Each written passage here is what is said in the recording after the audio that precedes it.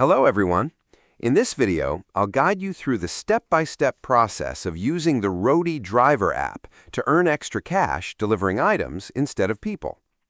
Once your background check is approved, log into the dashboard, where you'll see a live map filled with delivery opportunities called gigs, mostly from major retailers like Home Depot or Walmart. Corporate platforms like Roadie display the exact payout, total mileage, and physical package dimensions completely up front, so you know precisely what you're getting into before committing your time and vehicle space. Tap on any pin to view the specific details, then tap Submit Offer to bid on that delivery.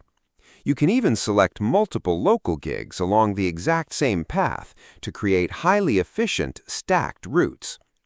Wait a few minutes for the algorithm to approve your active bid, drive directly to the designated commercial pickup location, and scan the retail barcodes using your phone's camera.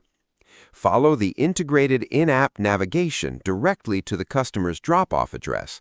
Snap a clear confirmation photo to establish a secure, time-stamped chain of custody, and your earnings will instantly post to your dashboard balance. Subscribe the channel for more videos.